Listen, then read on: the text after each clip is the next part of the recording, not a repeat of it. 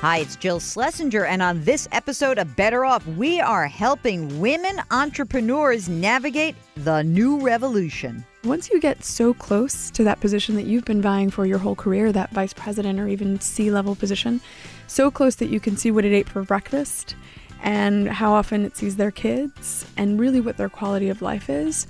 You know, those corner offices are not made for women or for anybody who cares about their families. And so what happens is they see it, they leave, and what do? They become entrepreneurial because they're not less ambitious.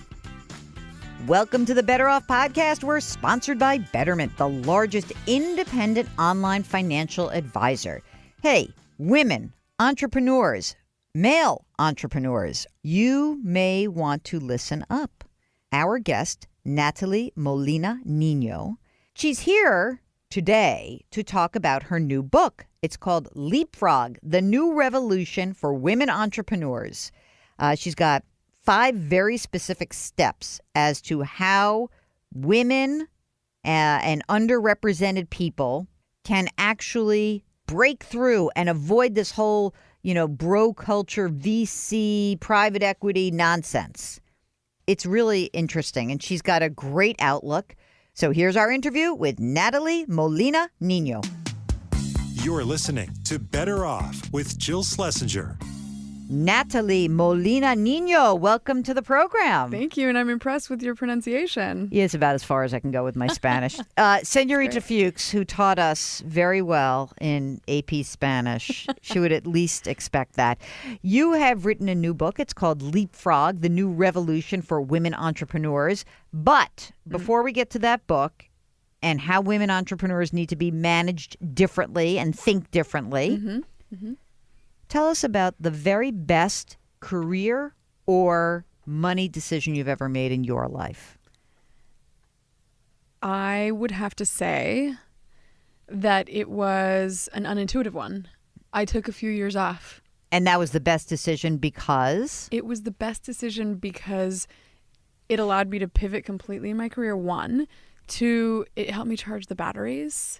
And in the process, I spent some time back in academia. I went to Columbia and I co-founded the Center for Women Entrepreneurs, which ended up, introducing me to all of the people that are kind of now central to my life. That's so great. I love that. And it is not intuitive because it's scary to take time off. Hugely scary. And I didn't have a baby. I didn't have an accident. I didn't have, there was no sort of quote unquote good excuse. Right. And then you start to worry well, what happens? Am I going to be left behind, right? If I take this time. But instead, it really accelerated everything for me. All right. Tell us a little bit about your life story. Where are you from?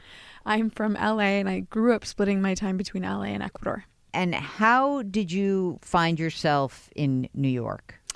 This decision to take a sabbatical and go the one place in the world where I feel the most calm and relaxed, which makes no sense to anyone, but it's Manhattan. Why did you want to find this space for female entrepreneurs? I had been in tech for 15 years. I had been the only woman in the room for a lot of my career, and in some cases, the only woman and certainly the only Latina in the building, right? And so it was a question of, I think that when I was early in my career, I felt that there was a dichotomy of really a choice that I had to make. I could be an activist.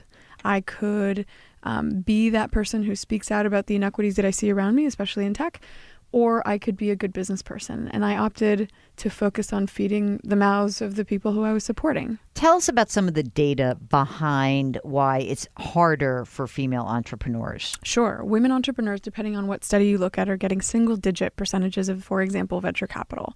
And if you actually slice that data even further, the single digits, whether it's 3 or 5%, depending on what study you look at, is not a complete picture. Because actually, if you slice it down to women of color, and what percentage they get of venture capital, for example, it's 0.1, 0.2%. What is the alternative for those women? What are they doing right now to fund their ideas? Well, they're being super scrappy, right? They're going the crowdfunding route, and women are disproportionately more successful at crowdfunding than men. For once, we're ahead when it comes to the financing side of things. And the other thing that they're doing, which is the reason that I really wrote the book, is they're staying small. Right. So the majority of women-owned businesses are micro entrepreneurs. They are micro businesses that are not exceeding the $1 million a year in revenue mark, which concerns me. because there is no way that the majority of the population, in fact, there's no way that the group in our country's population that is more entrepreneurial than anyone else, especially Black and brown women, they're starting businesses more than anyone else. There is no way that by design they want or need to stay small, right? I think it's a lack of resources. It's a lack of connections. It's a lack of those friends and families that can write, $10,000, $100,000 checks for them. Right. Do a friend and family round, raise your first million or two, and then come to us. Like, a lot of people get that response. And these people, if you don't come from a family of means, who's writing those checks, right? There's a hack in the book that's called F Your Friends and Family Round, because I do think that it is the sort of quintessential example of how out of touch we are in the finance industry to name an entire category of financing, something that 95% of people in the United States cannot relate to because they don't have friends and family that can write checks of that size. Why are women better at bootstrapping, and why are they more entrepreneurial in your mind? I think out of necessity. I think when I look at large corporations, right, I've worked with Microsoft, Starbucks, all of the large sort of corporations in the Seattle area where I was based. And they had a problem that they were investing time, energy, and fast tracking women to get to the executive level, and they were dropping, right? They were dropping before they got to GM, vice president level, and that's not unique to them. That's something that we see across the board. Women leave. My thesis is that they leave because once you get so close to that position that you've been vying for your whole career, that vice president or even C-level position, so close that you can see what it ate for breakfast and how often it sees their kids and really what their quality of life is. Those corner offices are not made for women or for anybody who cares about their families. And so what happens is they see it, they get close enough to sort of smell, see, experience it, they leave. And what do? They become entrepreneurial because they're not less ambitious. And even having children doesn't mean that they're working fewer hours. They're just doing it on their terms. It's interesting. I was once on a panel. I was asked to conduct a panel of a bunch of Wall Street powerhouse ladies. And it was a closed forum, so I can't tell you who said it, but it was really kind of eye-opening. There was a question from the audience about, how do you balance being a mother of three and, having this elevated position in a big investment bank? And it was like, for the first time, an incredibly candid answer, which was, I don't balance anything. I have a stay-at-home husband. Yep. We have a lot of help because I make a bunch of money. And if you want to get to this position, you ought to really understand you will not have a work-life balance. So if you want this, know it going in. Yeah. Do we have to be more honest about that? 100%. I was talking to someone who I also can't name at a major bank, and she said that of all of the women at the executive level that were her peers, she was the only one that had a working husband. Really? Yep. That's interesting. Yep. Again, we don't hear that. Right. Right. I think that at the moment, we make lemonade out of the lemons we've got. And that's largely sort of my perspective. It's like, yes, I would love for the work environment to change. Yes, I would love for, the U.S. to have paid leave across the board. So many things that I would love to be the case. But today, right now, how do we manage it? And it's stories like what you and I are talking about. They don't fit the nice headlines of work-life balance. If you're working, how do you know whether or not your idea is one that you could basically leave the workforce and leave that guarantee of that paycheck and the benefits? What is your advice to someone who's like, I got an idea? What are the steps we go to? I love that question because what everyone else will tell you, there's this feeling in the startup world that you're either all in or you're a failure, right? And so they create these environments like these incubators that are basically frat houses. You live in them for 3 months. They're not suited for people with children. They're not suited for anybody who has a side hustle or anybody who has a day job. And you have to be all in, and who can afford to do those things? And it's a reason why you look at the people who are successful in startups, and they tend to be disproportionately white, male, and trust fund babies, right? Nothing wrong with that. But yeah, wish we could have those trust funds. And who doesn't want their kids to be the trust fund baby? I mean, we all aspire to that. But the reality is most people, in fact, most entrepreneurs, don't have those set of criteria. And so for me, the thing that I would say is that vibe and that sort of cultural push of all in or nothing won't even let you in the incubator if you haven't quit your day job. I don't think that's real. I think the reality is you can have a side hustle. You, in fact, should have a side hustle to test the waters and to make sure that if you do have a family and you don't have a safety net and you don't have, hundreds of thousands of dollars in your savings account, that you are being safe, right? But I do think that to your question about how do you know, you take that idea, you develop it to a certain point, and once you get to the point, and I'm an engineer, so for me it's all about the numbers. Once you get to the point where that side hustle has the potential to get you to the point where you're making more money with the side hustle than in the day job, that's when you start to have to ask questions, right? We had Chris Gillibo on the show. Yeah. He wrote the book Side Hustle, Yeah. and I love him because he really is into this idea that you cannot just make it a black and white decision, right? It's not binary, and that a lot of good ideas should not be businesses. Mm-hmm. They could just be a good idea or a good side hustle or something that maybe you're not even going to want to pursue. Yeah. So I think that that's great advice. So you have these 5 sections of the book. Mm-hmm. In the first section, you're basically saying, are you ready and how you're thinking about this. Mm-hmm. So let's presume that you get to the point where you say, okay, it's a good thing. I'm making some money from it. I see how to scale. What happens next?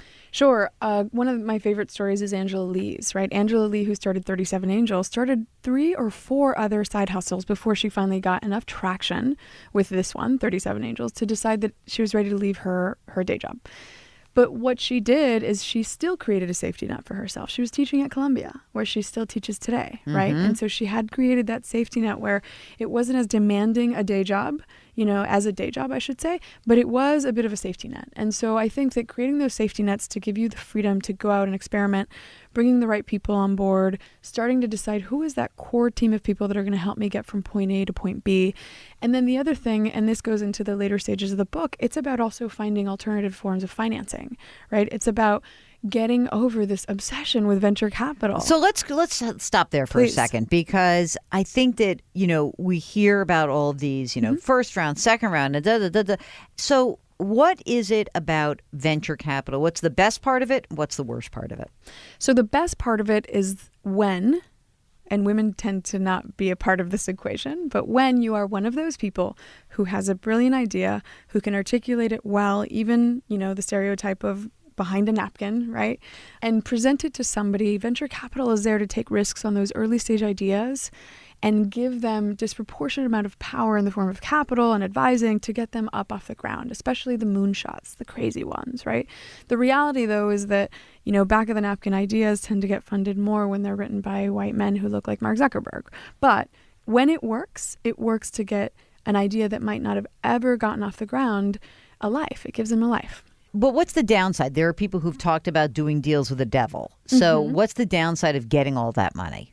So the downside of getting the money, especially in a VC framework, is that VC by design is geared towards short-term thinking, right? And my personal story around that is that I distinctly remember in the early days of my career being really glad that I had adults in the room in the form of, investors who could save me from myself. I was in my early 20s. What did I know about running businesses, right? But as soon as I got to the point where I was good at running businesses, as soon as I really felt accountable to these people that I was supporting, it became really clear to me that we had differing priorities. Venture capitalists were pushing for short-term returns. They wanted that exit, they wanted that acquisition or that IPO, and they wanted it within a time frame of 2, 3, 4 years.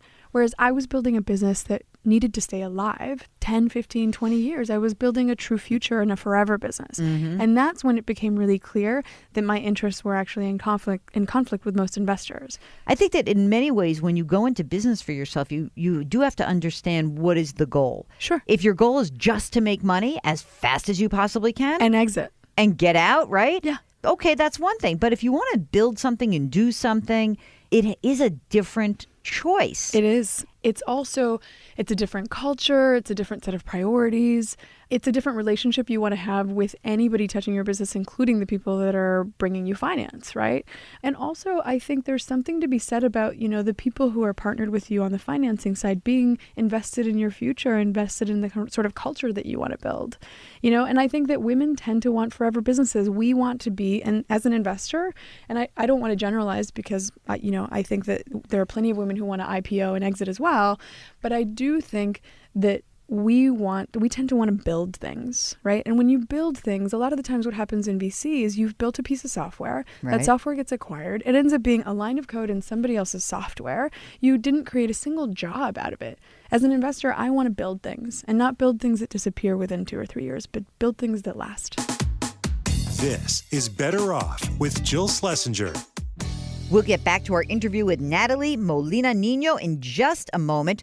But, look, you don't have to be an entrepreneur to hit it big. You can just do the job of saving and investing and planning and reach your financial goals. How do you know that you're saving and investing for the life you want? Well, our sponsor, Betterment, is here to help you out. Essentially, they want to help you figure out how to get where you want to go. Betterment offers personalized advice and a suite of tools to help you know whether you're on track to hit your investing goals or get the retirement you want. You get everything for one low, transparent management fee. You know that all investing involves risk, but Better Off listeners, you can get up to 1 year managed for free. Free! For more information, visit betterment.com/betteroff. That's betterment.com/betteroff. And now back to our interview with Nathalie Molina Niño. So tell me about Brava. What does Brava do? So we invest in businesses that can prove to us that they are creating an economic impact on women at scale. And they don't have to be women-owned. No. So they have to improve a woman's life. Actually, they have to improve women's lives at scale. So that's an important distinction because I'm really looking for scale. Okay. If your business essentially makes one woman, the founder, or 10 women or 100 women in a office economically better off, great. But that's not scale. I don't consider that scale. So right? Give us some examples of cool businesses that you're like, oh my God, this is amazing. Yeah. So I'll give you an example of one that we're invested in. We're about 1.5 years old, so our portfolio is not large. And then I'll give you some examples of ones that I'm tracking. Okay. So one that I'm invested in is the perfect case study. My friends say that I manifested it. Because you made this happen, I Nathalie. know. It just happened. Because I used to say, when I described the thesis, I used to say, the reason I don't focus exclusively on female founders is because what happens if I'm choosing between the next, Spanx, right? God bless them. They'll be a great, successful business. But they'll ultimately make what? A handful of people very wealthy, founded by a woman, right?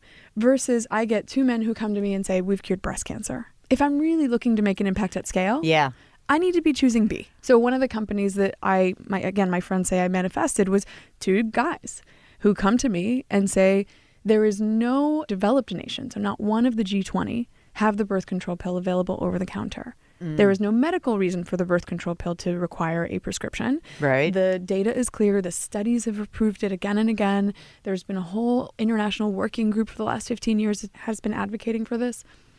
And so they came to me and they said, we figured it out. We're going to take the birth control pill over the counter. And again, my colleagues who required a woman founder might not have even taken that meeting. And so that's why I think we need both. It's not that I necessarily think that my thesis is the only way, but we need every tool in the toolbox. And mine is just one that I wasn't seeing at play. How do you have all this money to invest in? How did Brava come to exist? And how do you raise money? And who are the people who are investors in Brava? Sure. The most notable, of course, is Howard Buffett. This is Warren Buffett's grandson. In addition to that, we have Todd Morley, who's one of the founders of Guggenheim Partners. We have Kat Cole, who, is the COO of Focus Brands, looking after businesses like Auntie Anne's, Carvel's, Cinnabon. I looked around not just at investors who could write checks, but I looked for investors who could add that operational skill set that complements mine. I have an experience in taking businesses global, but only in the digital space. Someone like Kat, who was involved in the global expansion of Hooters and Cinnabon and all of these brick and mortar businesses, her perspective of going international is very different from mine. Do you think that her participating in Brava could possibly make up for the fact that she worked for Hooters?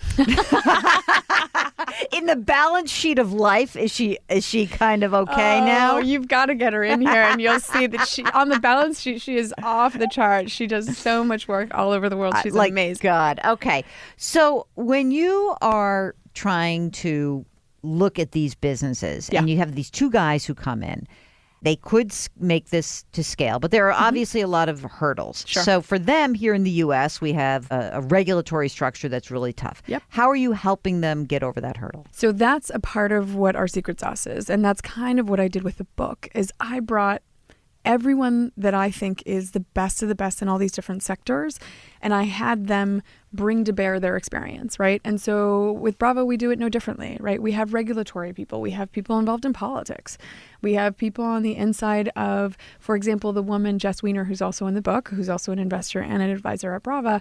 Jess is the person behind the curvy, brown, curly-haired Barbie, right? She's behind the self-esteem campaign at Unilever that Dove did. I right? loved that. Yeah. So she's, I would say, the world's foremost expert on selling compelling products that are meaningful to women and girls, right? Who better than that to take a product like this to market? Which of the developed nations do you think is most apt to adopt that first over the counter? The U.S. first. Really? Because to your point, the FDA is a tough regulatory entity. And as a result, there are a lot of other developed nations who, provided you have that FDA approval, it accelerates theirs. I right? see. What ideas are you tracking? All right. So there's a company that I just love. It's a mother and a daughter founder. And they have figured out a way to take human mother's milk, to dry it, to store it at room temperature for up to 30 days. And recently they went from producing, I think, 1,000 gallons a month to moving through their operation in Nevada with some sort of state government subsidy. They're producing 1,000 gallons a day. Wow. Yeah.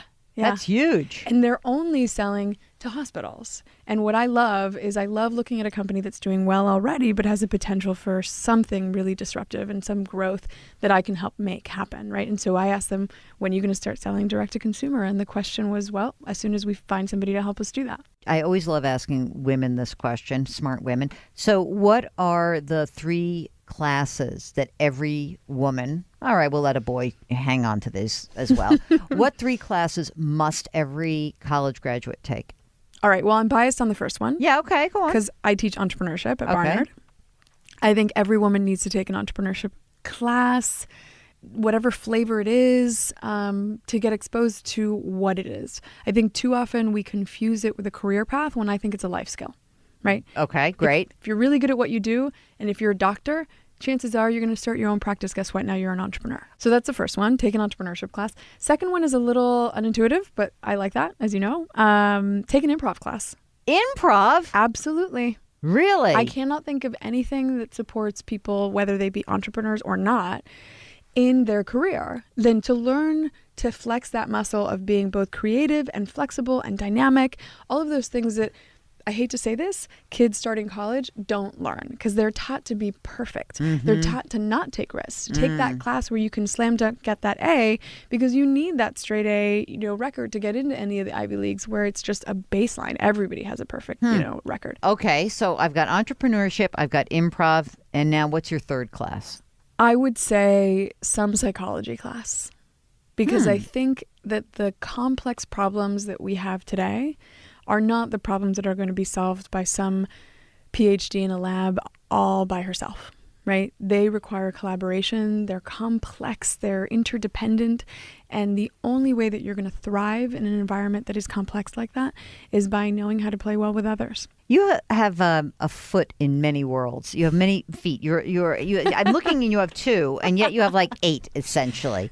And you are trying to bridge the gap among all of these different worlds that you're in. I do want to talk about how we can try to raise the bar in companies specifically. There are a lot of people who are listening here who they're workers. They don't want to necessarily be entrepreneurs, but how do we make room for multiculturalism? How do we make room for diversity? Like forgetting about the stupid class you have to take and like, oh, this is the green card, the red card, the yellow card. What is it that people really need to think about as they're navigating their careers and how to be more open towards people around them? It's so different now, right, than generations before. You will have, whether you want to or not, have multiple careers, obviously multiple jobs. And the only way to stand out from the pack, and this is why I keep calling entrepreneurship a life skill, right, and not a career path necessarily, is to be entrepreneurial, which to me just means be creative, be scrappy.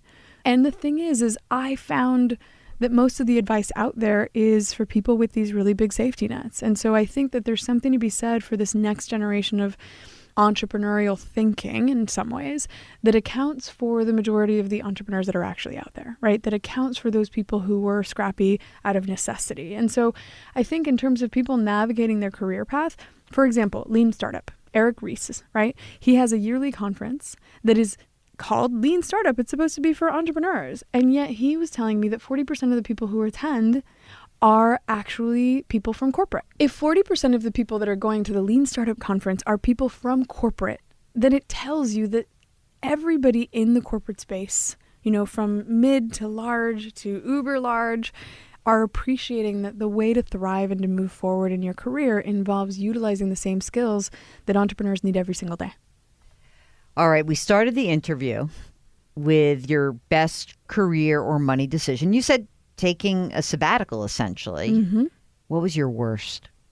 Oh, the worst career decision that I've made was prioritizing the culture of profits first and adopting it as my way of running businesses. I tell a story in the book about a time when, in order to meet a deadline, in order to recover from a project that one of the biggest companies in the world was threatening to sue us over, I had cots set up in the office. I had people working 24/7 weekends. It was one of those things where we had to salvage this project. And I had a guy call in sick. This was in Dublin. I had my team go to his house with instructions to bring him into the office by whatever means necessary because we had to deliver that day. And I was so cutthroat and I had bought into the idea that, profits above everything. And the next day he called in sick again with the news that he was in the cardiac ward at the hospital, and it was a real wake-up call for me. I had put profits over the lives of human beings. Wow. That's a rough one.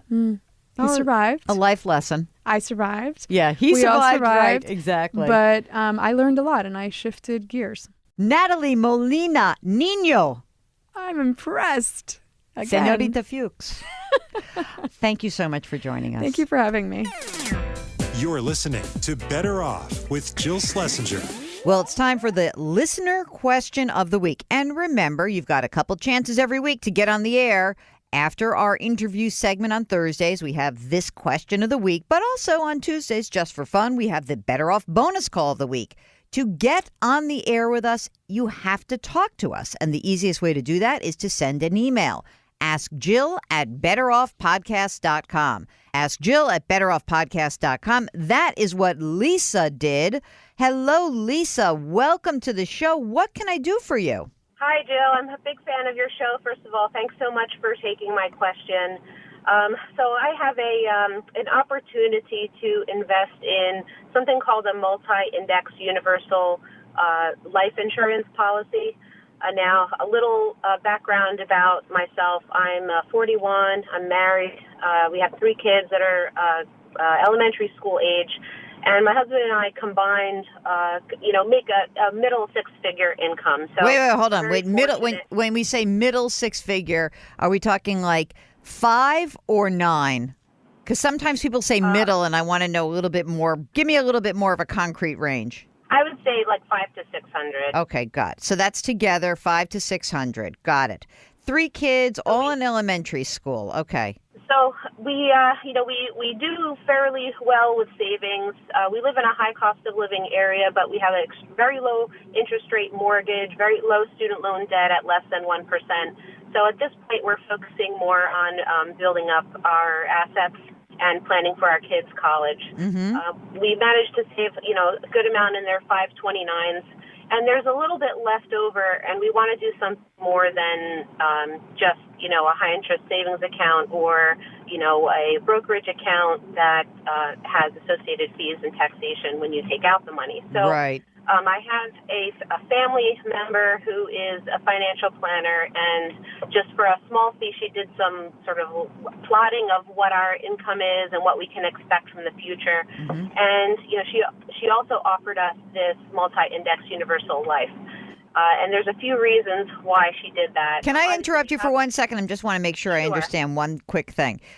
You said you got the low mortgage interest rate, you got low interest student loans, you're funding 529s. Are you maximizing retirement plans currently? Absolutely. My husband and I both put the maximum allowable amount in our 401ks. We also have been investing in IRAs that we convert to Roths every year. So we've got about $60,000 in Roth IRAs since we've been married. Okay. So we're running out of tax-efficient investment vehicles. But thankfully, you still have more money left, which is great. How much money is so $60,000 in the Roth? How much is in total retirement assets right now? I believe in my 401k, there's probably about $350, and in my husband's probably about $200. Okay, great. So when your family member ran the numbers for you, how did the retirement numbers look based on what you have and your contribution level currently? Thankfully, it looks pretty good. I mean, we certainly don't have anything to worry about financially because our expenses are, relatively low compared to our income. Yeah. We may even have, probably an equivalent or potentially even higher income in retirement than we do now. That's sort of interesting because it makes me think that the whole idea about your tax efficiency, maybe we should rethink that. I mean, you are using the Roth, which is great, but if your income is going to be higher in retirement, and we know that tax rates, even though you're in the highest tax rate, if you're over 600, but let's say most of your income is coming in, you're probably at some effective tax rate of like 33%. If we were to assume that tax rates will likely rise over the next 25 years, which I happen to think they will, maybe that focus on putting all that money in tax-efficient vehicles may be wrong-headed.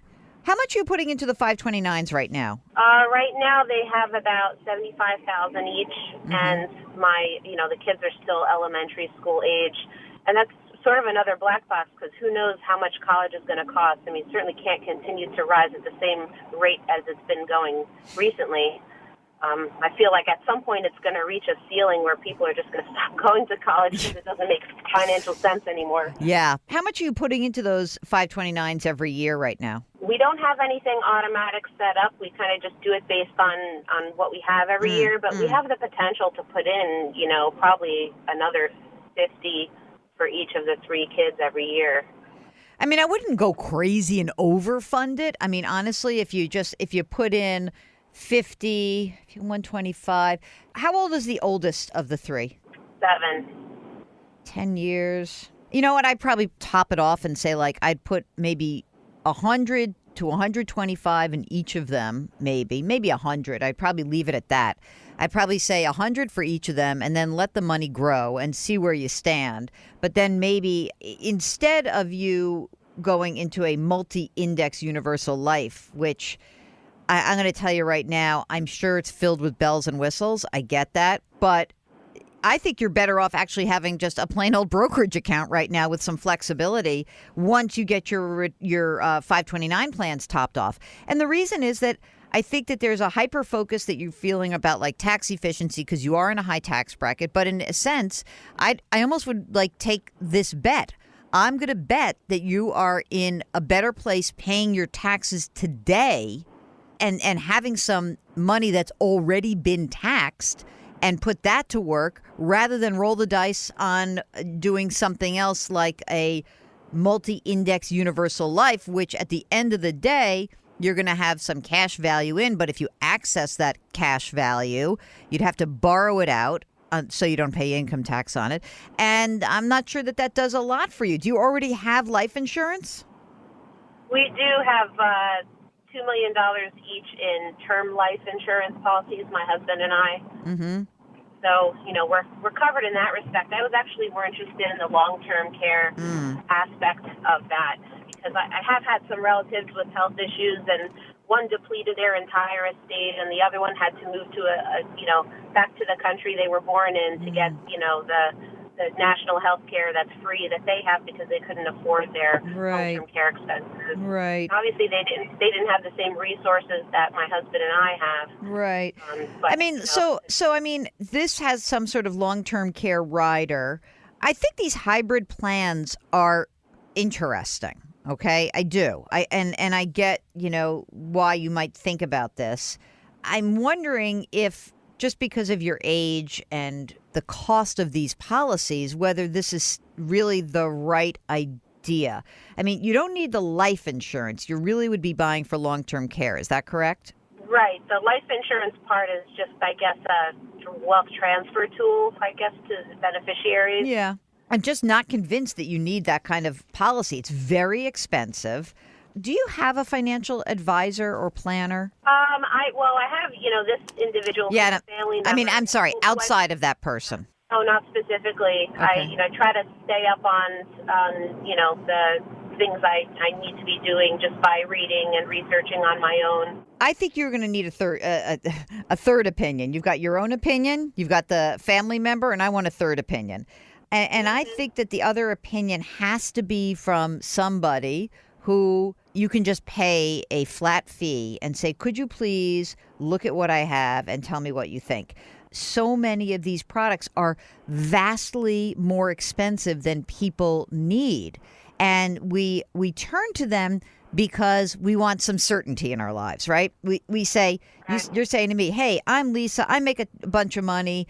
I'm going to be okay for retirement. But what if something bad happens to me? Now, maybe doing an analysis, I would say there's absolutely no reason for you to buy this policy. You're self-insuring. That's it. You're wasting your money. You're maybe wasting 2 or 3% a year on a product that you don't need. And I would have to do a deeper dive into really whether or not we think that this is the most appropriate way to prepare for a potential long-term care event. And that I'm not convinced of right now from what you tell me. I'm just running, as we speak, I'm just looking at back of the envelope calculations. I'm worried that, that need for security and being prepared and being really smart is going to come at a very high cost. So if you don't mind, can I hook you up with a couple of people who might be able to take a look at this for you? I would love that. Oh, thank goodness. And do you have all of your estate planning done already? Yes, we're in the process of all that. So we've got, wills and setting up trusts and all that. Okay, great. The other thing I was thinking that if you were to buy this big insurance product, how it's held, should it be a second to die policy? I don't know. I'm thinking ahead. So whatever you decide about the insurance, you'd want to weave in the estate part of it as well. Okay. All right. Now, hang on. Mark is going to kindly take down some information for me, and then we are going to follow up with you. And I wish you the very best of luck. I think that you may be able to avoid paying for a big fat insurance policy. That's just my gut, but I want someone else to verify it. So hang on one second, and thank you so much for calling, Lisa. Thanks so much to Nathalie Molina Niño and our caller, Lisa. Don't forget, we drop new episodes every Tuesday and Thursday of Better Off. And the way you can get them very quickly and efficiently is to actually download the show wherever you get your podcasts. You can subscribe. Apple, Google Play, radio.com, Stitcher, wherever you get your favorite podcasts. And if you want to get on the air live with us like Lisa, all you have to do is send an email. So easy. Ask Jill at betteroffpodcast.com. Our music is composed by the fabulous Joel Goodman. Mark Talercio is our executive producer. We are distributed by Cadence 13, and we're sponsored by Betterment. See you next week.